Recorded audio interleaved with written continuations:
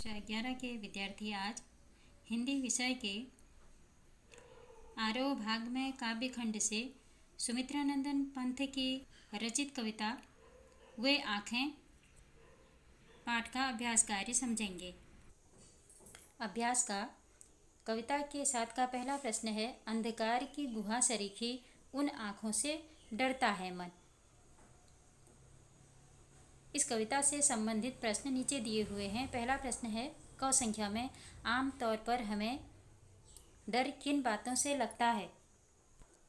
उत्तर है, आम तौर पर हमें अपने प्रति होने वाली किसी दुर्घटना या किसी प्रकार के षड्यंत्र जैसी बातों से डर लगता है।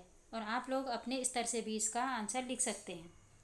ख प्रश्न है, उन आँखों से किसकी ओर संकेत किया गया है?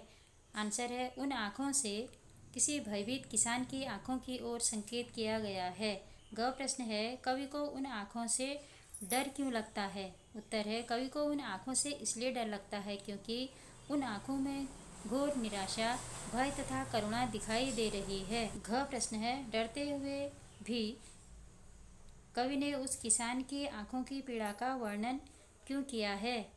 आंसर है, डरते हुए भी कवि ने उस किसान की आँखों का वर्णन इसलिए किया है ताकि सभी लोग किसान की समस्या समझ पाएं।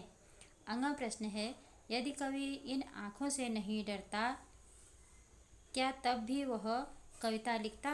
उत्तर है, यदि कवि इन आँखों से नहीं डरता तो संभवतया वह कविता नहीं लिख पाता। किसान की यही आँखें कवि के लिए प्रेरणा बनी हैं। प्रश्न संख्या 2 है, कविता में किसान की पीड़ा के लिए किन्हें जिम्मेदार बताया गया है?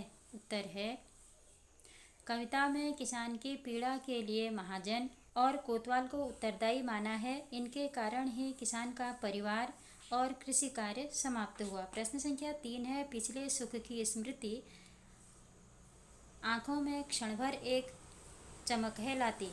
इसमें किसान के किन पिछले सुखों की ओर संकेत किया गया है? उत्तर है, किसान के पिछले सुखों की स्मृतियां निम्न हैं। नंबर 1, किसान के हरे भरे लहराते खेत। नंबर 2, एक जोड़ी ताकतवर बैल तथा कृषि उपकरण। तीसरा, उजरी नाम की एक दुधारू गाय। चौथा, बेटा बहू, पत्नी तथा एक बेटी, परंतु आज किसान अकेला है, उसके साथ यही स्मृतियां मात्र हैं।